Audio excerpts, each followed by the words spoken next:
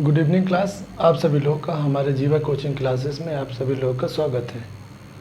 जैसा कि आप लोग जानते हैं कि हमने भूगोल की सीरीज़ शुरू की थी। भूगोल की सीरीज़ में हमने लास्ट क्लास में अपने बताया था कि भारत का भौतिक स्वरूप के आधार पर विभाजन किया गया है। तो भारत का भौतिक स्वरूप के आधार पर विभाजन, भारत का भौतिक स्वरूप के आधार पर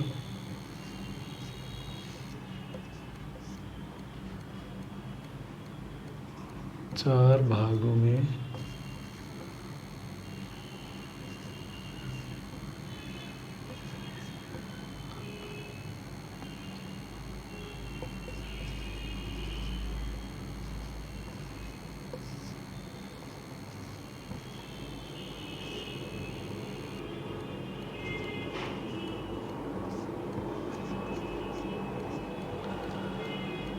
जैसा कि हमने अपने लास्ट क्लास में बताया था भारत का भौतिक विभाजन। तो भौतिक स्वरूप के आधार पर भारत को चार भागों में विभाजित किया गया है।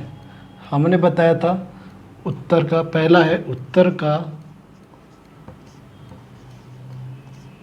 पर्वतीय प्रदेश,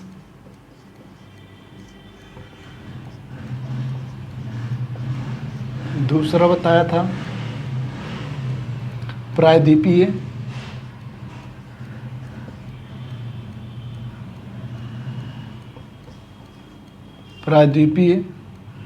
पठारी भाग या फिर प्रदेश।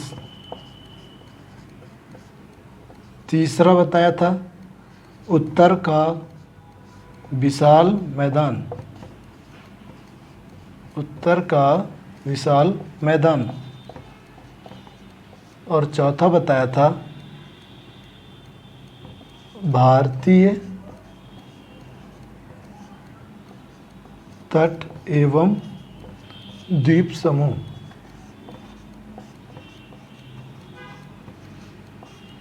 ये चार भागों में डिवाइड किया गया है भारत को।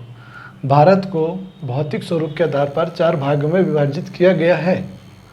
हमने बताया था अपनी लास्ट क्लास में कि चार भागों में विभाजित किया गया। तो सबसे पहले हमने बताया था उत्तर का पर्वतीय प्रदेश, उत्तर का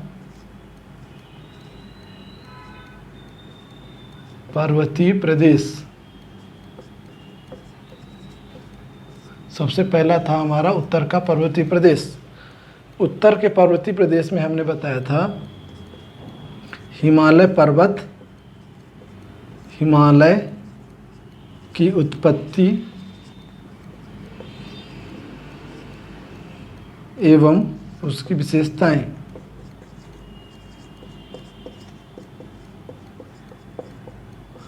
हमने बताया था उत्तर का पर्वतीय प्रदेश के अंतर्गत हिमालय की उत्पत्ति एवं विशेषताएं। हिमालय की उत्पत्ति के संदर्भ में बताया था हिमालय की उत्पत्ति कैसे हुई है। दो भूवैज्ञानिकों के नाम बताए थे, उन्होंने अपने अपने सिद्धांत दिए थे, हमने ये बताया हुआ था। आज हम पढ़ेंगे हिमालय के अंतर्गत। सबसे पहले पढ़ेंगे ट्रांस हिमालय। तो हिमालय के अंतर्गत इसके आगे हिमालय की उत्पत्ति एवं विशेषता के आगे हम पढ़ेंगे हिमालय को चार समांतर श्रेणियों में विभाजित किया गया है। हिमालय को चार समानांतर श्रेणियों में विभाजित किया गया है। हिमालय को चार समानांतर श्रेणियों में विभाजित किया गया है।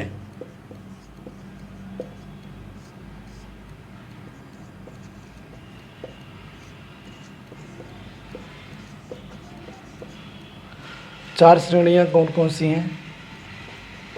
पहला ट्रांस हिमालय,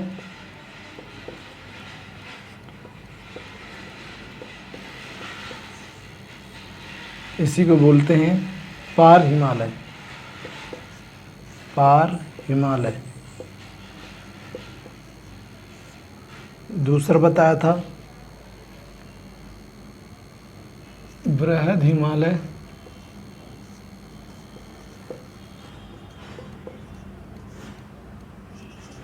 तीसरा है हमारा, तीसरा है शिवालिक हिमालय।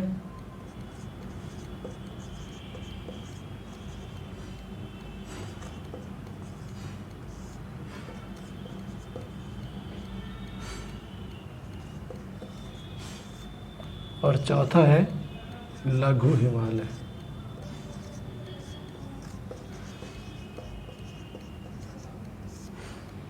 आज हम अपनी क्लास में पढ़ेंगे ट्रांस हिमालय के बारे में। ट्रांस हिमालय मतलब हिमालय के पार, हिमालय के पार, इसलिए इसका नाम लिखा गया है पार हिमालय। तो सबसे पहले आज हम पढ़ेंगे ट्रांस हिमालय के बारे में। तो इसको मैं रख कर दे रहा हूँ।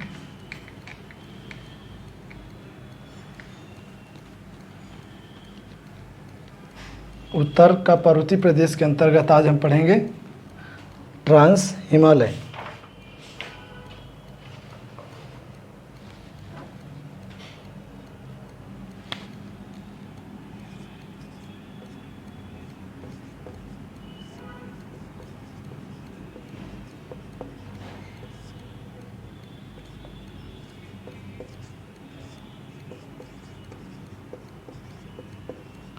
या फिर इसी को बोलते हैं पार हिमालय। आज हम पढ़ेंगे ट्रांस हिमालय।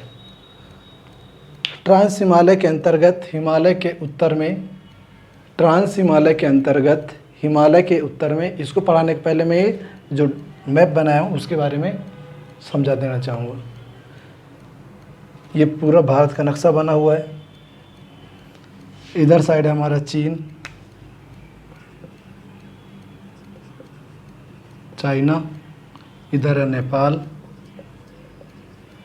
इधर है भूटान, इधर है बांग्लादेश, इधर है म्यांमार, इधर है पाकिस्तान और इसके ऊपर है अफ़गानिस्तान। और ये जो रेड कलर की लाइन दिख रही है, 3 लाइनें हैं, ये 3 लाइनें हैं ट्रांस हिमालय के अंतर्गत। 3 श्रेणियां हैं, 3 श्रेणियां हैं। ऊपर वाले का नाम है काराकोरम, काराकोरम श्रेणी। बीच वाले का नाम है लद्दाख और ये सबसे नीचे वाले का नाम है जास्कर।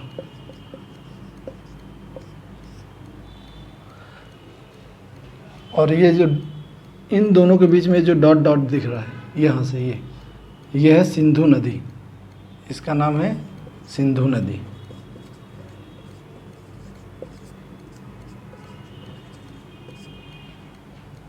और ये ऊपर देखिए, बीच वाली लाल वाली लाइन के जस्ट ऊपर डॉट डॉट में तो वो नदी है, उसका नाम है श्योक नदी।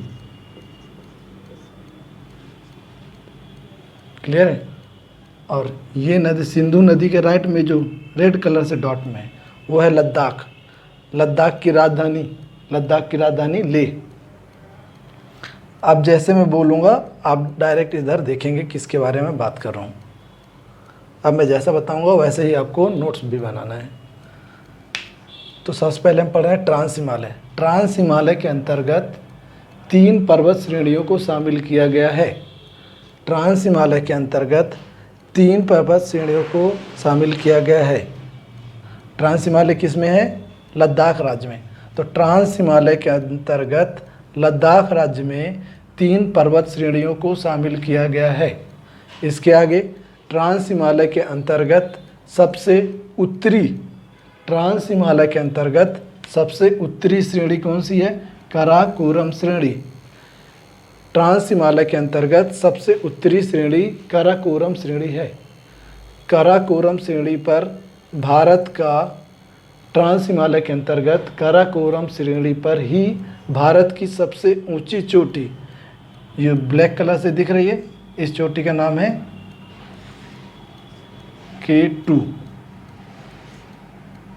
इस चोटी का नाम है K2। ट्रांस हिमालय के अंतर्गत भारत की सबसे ऊंची चोटी K2 ट्रांस हिमालय के अंतर्गत भारत की सबसे ऊंची चोटी K2 है।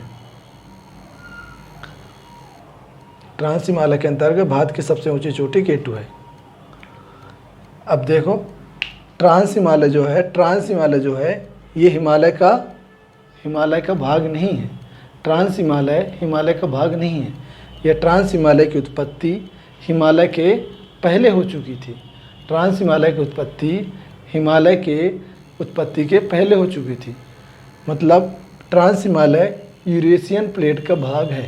हम क्या कह सकते हैं कि ट्रांस हिमालय यूरेशियन प्लेट का भाग है। ट्रांस हिमालय यूरेशियन प्लेट का भाग है। और मैंने बताया ट्रांस हिमालय के अंतर्गत सबसे उत्तरी श्रेणी कौन सी है? काराकोरम श्रेणी। काराकोरम श्रेणी ट्रांस हिमालय के अंतर्गत सबसे उत्तरी श्रेणी है। और ये ट्रांस हिमालय के अंतर्गत जो 3 श्रेणियाँ पाई जाती ये सबसे ऊंची हैं। ट्रांस हिमालय के अंतर्गत जो 3 श्रेणियाँ पाई जाती काराकोरम, लद्दाख, जास्कर, ये बहुत ऊंची श्रेणी है।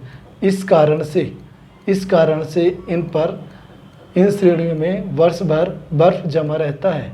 इस कारण से इधर वर्ष भर बर्फ जमा रहता है, जिस कारण बर्फ जमा होने के कारण इधर वनस्पति नहीं पाई जाती या पेड़ पौधे इधर नहीं पाए जाते हैं।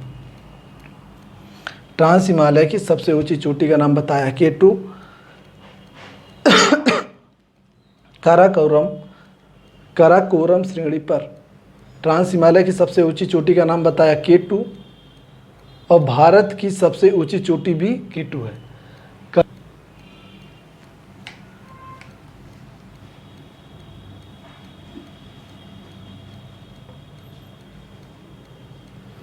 काराकोरम श्रेणी पर 4 ग्लेशियर पाए जाते हैं। काराकोरम श्रेणी पर 4 ग्लेशियर पाए जाते हैं। उन ग्लेशियर के नाम क्या हैं? बाल्टेरा, दूसरा, तीसरा, चौथा, बिस्फर,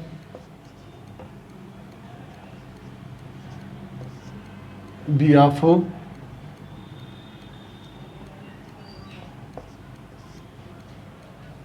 सियाचिन।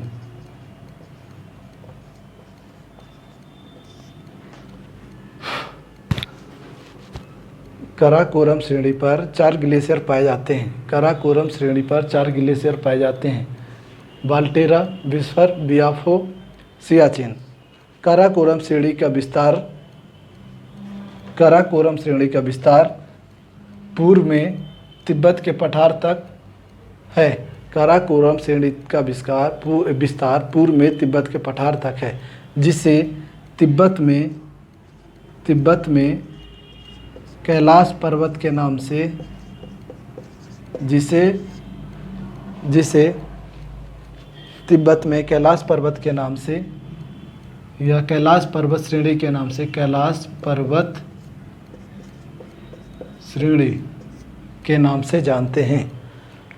काराकोरम श्रेणी का पूर्व विस्तार तिब्बत के पठार तक है, जिसे तिब्बत में कैलाश पर्वत श्रेणी के नाम से जानते हैं।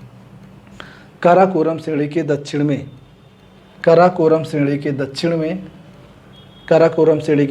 लद्दाख श्रेणी पाई जाती है। काराकोरम श्रेणी के दक्षिण में लद्दाख श्रेणी पाई जाती है। लद्दाख श्रेणी 2 नदियों के बीच में है। लद्दाख श्रेणी 2 नदियों के बीच में है।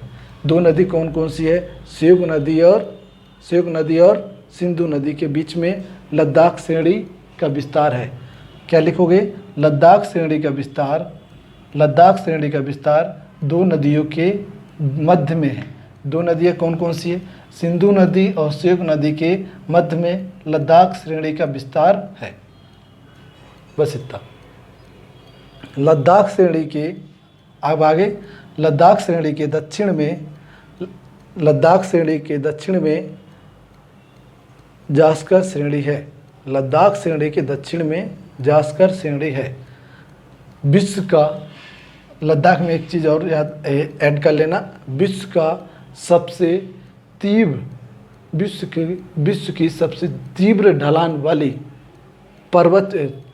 सबसे तीव्र ढलान वाली चोटी राकापोसी शिखर लद्दाख श्रेणी पर ही स्थित है।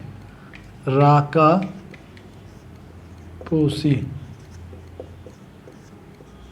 शिखर विश्व की सबसे तीव्र ढलान वाली चोटी राकापोसी शिखर लद्दाख श्रेणी पर स्थित है।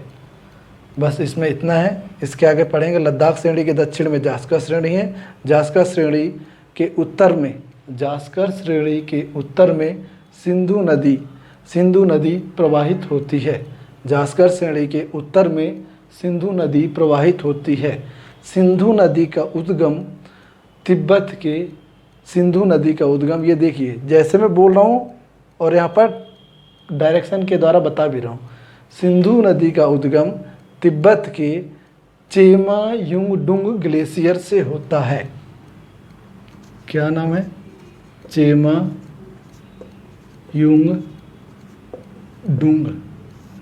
ग्लेशियर। ये कहाँ है? चेमायुंगडुंग ग्लेशियर कहाँ है? तिब्बत। सिंधु नदी का उद्गम चेमायुंगडुंग ग्लेशियर से होता है। सिंधु नदी उद्गम के बाद उत्तर पश्चिम की ओर प्रवाहित होते हुए भारत के लद्दाख राज्य में प्रवेश करती है। भारत के लद्दाख राज्य में प्रवेश करती है। सिंधु नदी भारत के लद्दाख राज्य में प्रवाहित होते हुए दक्षिण की ओर मुड़ जाती है और यह पाकिस्तान में प्रवाहित होने लगती है। मैंने क्या बताया कि सिंधु नदी कहाँ से निकलती है? तिब्बत के चेमायुंगडुंग ग्लेशियर से निकलती है और यहाँ से प्रवाहित होते हुए उत्तर पश्चिम की ओर भारत के लद्दाख राज्य में प्रवेश करती है और यहाँ से प्रवाहित होते हुए भारत के पश्चिम में, लद्दाख में पश्चिम में दक्षिण की ओर मुड़ती और पाकिस्तान में प्रवाहित होने लगती है। इतना मैंने बताया। अब आगे सिंधु नदी के उत्तर में लद्दाख की राजधानी लेह स्थित है। ये लेह है। सिंधु नदी के उत्तर में लद्दाख की राजधानी लेह स्थित है। इतना है इसके बारे में। अब एक और देखना है। सिंधु नदी की सहायक नदी श्योक नदी सिंधु में आकर के दाएं तरफ मिल जाती है।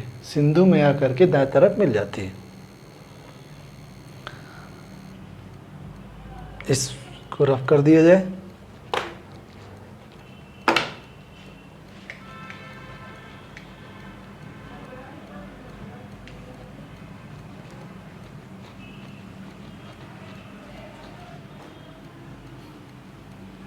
अब आगे देखना है ट्रांस हिमालय के अंतर्गत जास्कर श्रेणी ट्रांस हिमालय का सबसे दक्षिणी श्रेणी है। क्या लिखेंगे? ट्रांस हिमालय के अंतर्गत जास्कर श्रेणी ट्रांस हिमालय की सबसे दक्षिणी श्रेणी है। ट्रांस हिमालय यहाँ पर ख़त्म। ट्रांस हिमालय का टॉपिक ख़त्म। अब आगे हम पढ़ेंगे बृहद हिमालय। आज की हमारी क्लास यहाँ पे ख़त्म हो रही है। नेक्स्ट क्लास में मिलेंगे। धन्यवाद।